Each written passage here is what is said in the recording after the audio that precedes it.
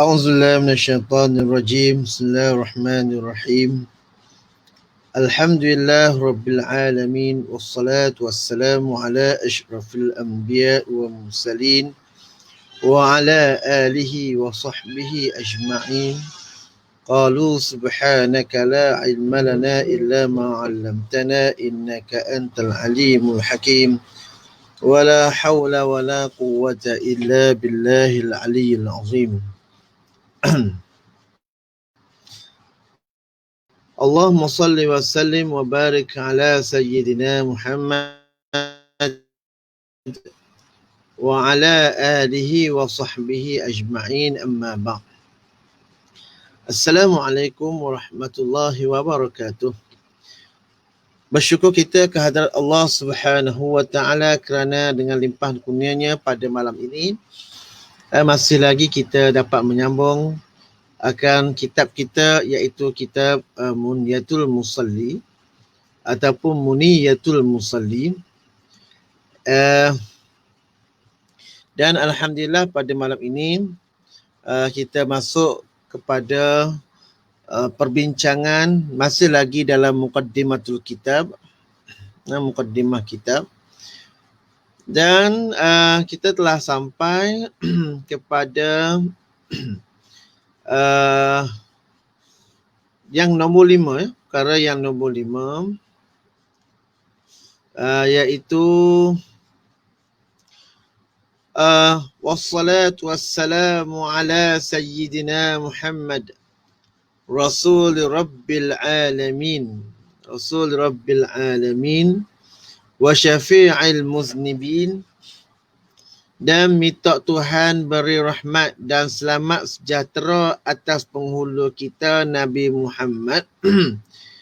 Dan Nabi Muhammad itu sifat dia ialah utusan Tuhan sekalian alam, dan ialah yang menuntuti melepah dosa orang yang berdosa pada hari kiamat. Maksudnya ialah Nabi Muhammad SAW itu merupakan utusan daripada Allah yang pertama. Yang kedua ialah yang memberi syafaat. Dan daripada perkataan syafi' di sinilah kata guru Allah almarhum guru hamba dia kata antara sebab ataupun antara punca kenapakah dalil ataupun kita kata dalil, macam dalil lah, dalil kepada selawat tafrijiyah. Selawat tafrijiyah, Allahumma salli salatan kamilatan wa sallim salaman taman ala sayyidina Muhammadin alladhi tanhallu bihil unqad. Yang dengan selawat ke atasnya dapat merungkaikan segala ikatan.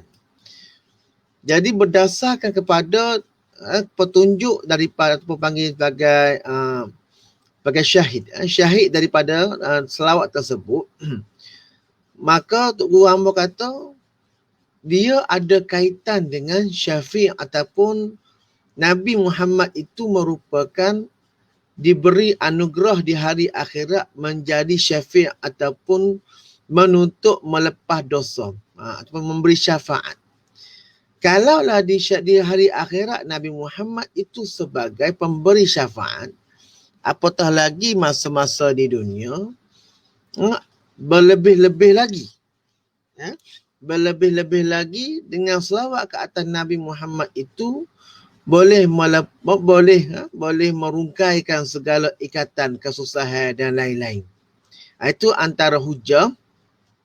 Walaupun di sana ada golongan yang tak berpuas hati, dia kata selawat tafrijiyah ni selawat yang bukannya daripada Nabi SAW. Maka jawapannya betul. Selawat yang ada benar-benar daripada Rasulullah ni, yang kalam daripada sunnahnya ialah selawat Ibrahimiyah. Tetapi selawat lain, selawat lain itu merupakan kalam ataupun ilham yang diberikan kepada para aulia. Maka mereka menakalkan selawat daripada mana yang mereka lihat ataupun pandangan mereka terhadap Rasulullah SAW. Itu sebenarnya selawat tu macam-macam jenis. Ada selawat tafrijiyah, selawat selawat nur, selawat dasuki, macam-macam selawat. Kenapa?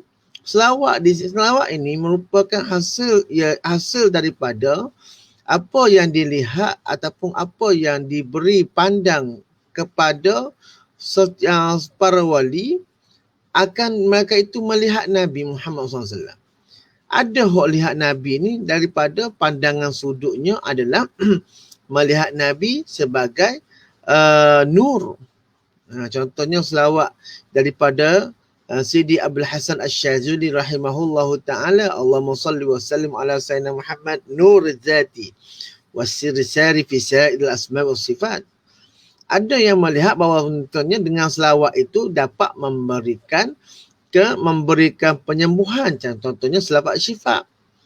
Jadi ini semua merupakan ilham yang diberikan kepada para awliya. Jadi kita tak boleh nak nafi. Kadang-kadang kita ni terlebih nafi, sedangkan kita tidak menyedari bahawasanya itu semua merupakan pemberian kepada setiap ataupun pemberian kepada para awliya.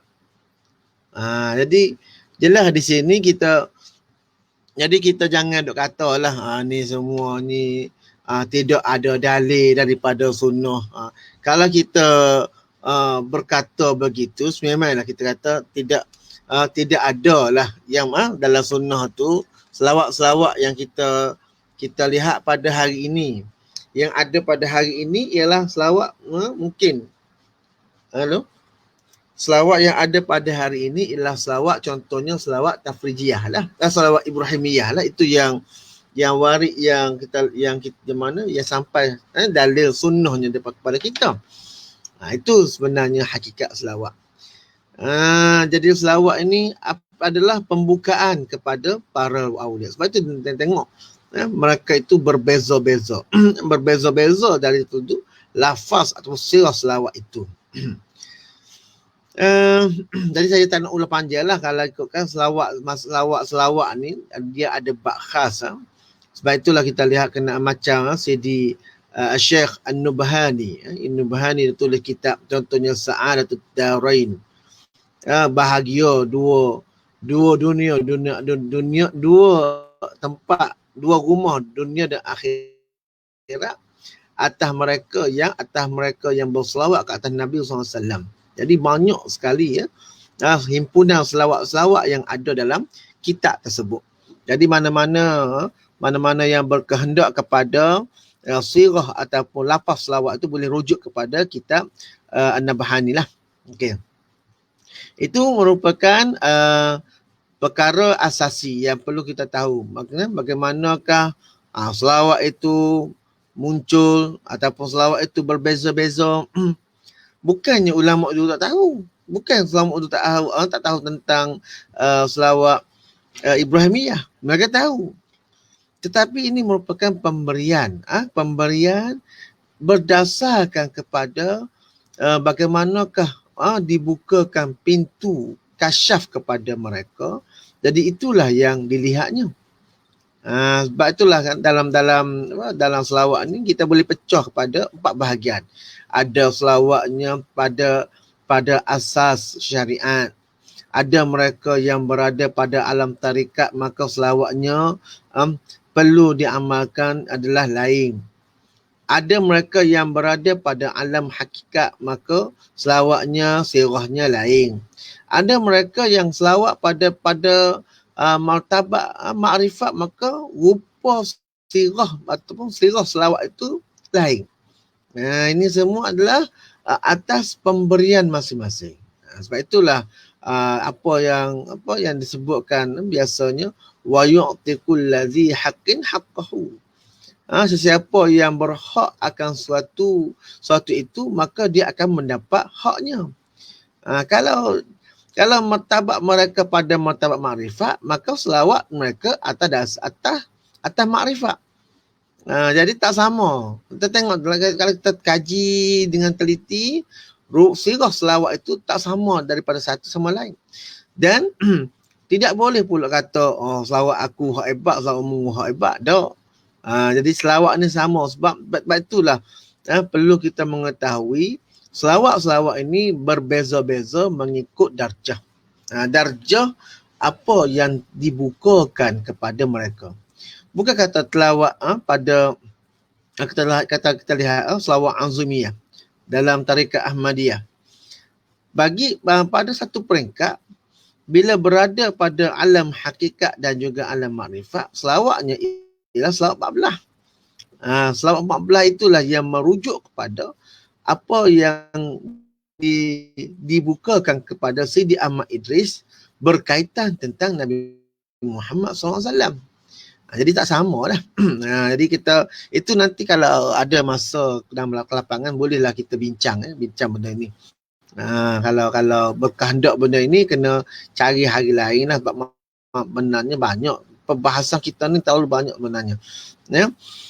Okey, nombor 6. Wa ala alihi wa ashabihi wa itratihi tahirin salatan wa salaman daimaini ila yaumiddin. Dan juga ataf, dihubungkan kepada ala sayyidina Muhammad, dan juga minta selamat dan rahmat atas keluarganya dan sahabatnya dan ikutannya, akan sebagai minta rahmat dan selamat yang berkekalan keduanya hingga hari kiamat. Jadi berkaitan tentang ahlihi ataupun ahli keluarga Rasulullah. Pandangan yang saya rasa pandangan yang paling nak kata tepat tu begitulah. Apa yang dinakalkan oleh Imam Nawawi rahimahullahu ta'ala, yang berkata bahawasanya ahli keluarga Rasulullah ni ialah mana-mana mereka yang beriman kepada Allah Subhanahu wa ta'ala, maka dirujuknya kepada ahli keluarga. Kenapa? Melihat daripada hadis yang diriwayatkan bahawasanya Nabi berkata pada Salman Al-Farisi, bahawasanya Salman Al-Farisi itu merupakan min ahli, daripada ahli keluargaku. Jadi kalau kita lihat Salman Al-Farisi ini orang Parsi. Apa kaitan dengan Nabi Muhammad SAW? Dia bukannya menantu pun tidak. Dia adalah seorang sahabat. Tetapi kenapakah Nabi mengaitkan dia dengan ahli keluarga? Yang inilah yang dijadikan dalil daripada Imam Nawawi. Kenapakah Imam Nawawi kata ahli keluarga Rasulullah ni ialah orang-orang yang beriman. Sebab itulah kita lihat di dalam setengah-setengah selawat, dia hanya meletakkan wa ala alihi wasallim. Dia tak ada wa ashabihi. Kerana kataan tadi lah, kerana merujuk kepada apa yang dinakalkan daripada hadis Salman min ahli itu. Jadi mana-mana ahli orang-orang beriman yang beriman dengan Nabi, maka ini ada kaitan dengan Nabi SAW. Nanti kita lihat di mana kaitannya dalam kitab Manhalus Safi. Dia ada kaitan sebenarnya. Dia ada kaitan kenapakah mereka ini orang-orang beriman ini semuanya ialah ahli keluarga Rasul. Dan benda ini telah saya uraikan sebelum ini dalam kitab Kashful Ghaibiyah pun saya dah urai dah sedikit, sebab ada kaitannya dengan Nur Muhammad. Okey. Dan sahabatnya, dari ta'rif sahabat ialah orang yang beriman, yang sempat bertemu dengan Rasulullah dan matinya pun dalam keadaan beriman. Itu ta'rif kepada sahabat. Dan itratihi, ikutannya sebagai minta rahmat. Sebagai salatan wa salaman, ini merupakan bayan ataupun kita kata bayan lah. Minta rahmat tu bagaimana? Minta selamat dan rahmat bagaimana? Salatan wa salaman daimain. Berkekalan lah. Halnya ialah daimain, berkekalan hingga hari akhirat. Jadi ada orang tanya, kenapa ad-din tu agama? Tiba-tiba mari kiamat. Mari mana? Sebab ad-din itu bermaksud ialah agama, dan agama itu sebenarnya ia ada kaitan dengan hari kiamat. Sebab apa? Di hari kiamatlah hari yang menentukan di antara orang yang beriman dengan orang yang tidak beriman. Seperti mana yang Allah Subhanahu Wa Taala nyatakan dalam surah Yasin, "Wamtazul yawma ayyuhal mujrimun." Maka membezalah di antara kamu dan juga orang-orang yang mujrim. Mujrim ni orang berdosa. Pada bila? Pada hari kiamat lah. Jadi sebab itulah hari kiamat itu dipanggil Yaumiddin. Sebab hari yang membezakan di antara orang yang berdosa dengan orang yang tidak berdosa. Okey. Wa ba'du fa'lamu ya ma'asyiral muslimin waffaqanallahu wa iyyakum wa alhamana rushdana wa a'azana min syururi anfusina. Dan kemudian daripada itu maka tahulah mu wahai jamaah muslimin, ma'asyiral muslimin, jamaah. Ma'asyir ni daripada ma'syar. Ma'syar ni maksudnya 10. Asyara 10. Tapi dibuatnya ialah ma'asyir ni ialah satu perbandingan, maksudnya 10 tu juga. Ialah jemaah lah. Dibuat perbandingan begitu. Orang Arab ni bila sebut ma'asyir maksudnya satu kelompok yang ramai. Hei Tuhanku. Ini doa. Sirah ini ialah sirah doa. Maka dia kata apa? Hei Tuhanku, minta taufikkan kamu dan kami dan kamu, dan minta beri kepada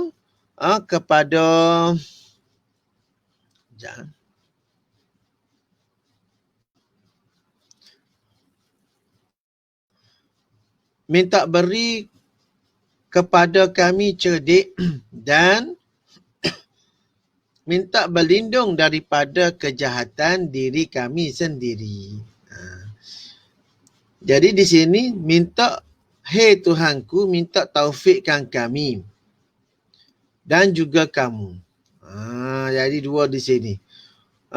Kami di sini merujuk pada penulis kitab lah. Dan juga kamu dan juga pembaca-pembaca kitab. Dan juga minta beri kepada kami cerdik. Wa alhamana. Minta diberikan ilham kecerdikan dan juga minta berlindung daripada kejahatan diri kami sendiri. Jadi di sini ada 3 perkara. Pertama ialah taufik. Apa dia taufik? Taufik ialah kelakuan yang mana selari dengan apa yang telah diqadakan. Itu nama taufik. Minta beri taufik, minta supaya kami ni buat suatu tu, minta ianya adalah selari dengan apa yang, ataupun minta selari dengan apa yang diqadakan olehmu. Maksudnya minta beri benda hak molek-molek lah. Itu maksud taufik. Sebab tu orang dulu dia kata wabillahi taufik wal hidayah. Tetapi bagi saya taufik ini berlaku selepas daripada hidayah. Sebab itu saya suka menggunakan hidayah taufik. Sebab apa? Sebab nak berlaku benda yang selari ini perlulah kepada suatu hidayah. Hidayah tu ialah cahaya petunjuk daripada Allah Subhanahu Wa Taala. Tu maksudnya adalah hidayah. Dan kita minta supaya Allah beri taufik pada kita ni yang seperti mana berselari ataupun bertepatan dengan hidayah. Hak Tuhan bagi hidayah melalui Quran, melalui hadis itu supaya perbuatan kita ni selari dengan apa yang telah diturunkan tadi. Itu maksud taufik. Jadi bukannya taufik, ada orang kata taufik dan hidayah. Betul juga, tak ada salah apa pun. Tapi saya nak cerita bagaimana rentetan ataupun kita tahu sebagai kronologi. Hidayah dulu mari, hidayah dulu, dan minta bila dah hidayah mal, contohnya semaya, kita dah tahu dah semaya, puasa, semaya sunat dan lain-lain, kita dah belajar lah ke dah, itu ialah hidayah. Sebab hidayah ni terbagi 2, hidayah umum dan hidayah khusus. Minta yang kedua ialah taufik berdasarkan kepada hidayah hak kita tahu belum ni. Kadang-kadang hidayah ada tapi taufiknya tak ada. Dan sebab itulah dia kata sini taufikkan kami dan kamu. Orang ni bab ni lah hak payah sebenarnya. Sebab apa? Sebab nak bezakan di antara hidayah dengan taufik itu. Ada kata taufik wa hidayah. Betul juga. Maksudnya dua perkara lah dia minta. Taufik satu, hidayah satu. Tetapi bagaimana kronologinya ialah hidayah taufik. Sama juga orang kata Allahu Jalla wa Azza ke ataupun Azza wa Jalla. Azza wa Jalla ataupun Jalla wa Azza. Yang mana? Jadi kalau orang mengaji, maka dia kata Allahu Jalla wa Azza. Dia tak jadi Allahu Azza wa Jalla sebab Allahu Jalla wa Azza maksudnya kita bersihkan Allah Ta'ala itu daripada sifat kekurangan dan kita sifatkan Allah dengan sifat-sifat yang kemuliaan. Itu jadi Jalla wa Azza. Sama dengan cerita ini. Hidayah, taufik. Jadi hidayah itu tahu belaka dah. Ada belaka dah hidayah. Semua dah ada belaka dah hidayah. Takkan tak ada orang tahu. Selawat takkan tak ada orang tahu. Semua tahu belaka. Jadi inilah yang dimaksudkan dengan perincian daripada nombor 7 ni. Ini satu baru. Dan kamu dan minta beri kepada kami cerdik. Minta beri ilham. Rushdana. Kecerdikan. Cerdik ni di mana? Cerdik ni di akal. Di akal fikiran. Cuma di dalam pengajian ilmu tasawuf, maka dia membezakan ataupun dia meletakkan perbezaan di antara 3 perkara. Roh, akal dan juga nafsu. Dan ada yang 4 lah. Yang keempatnya hati. 4 perkara.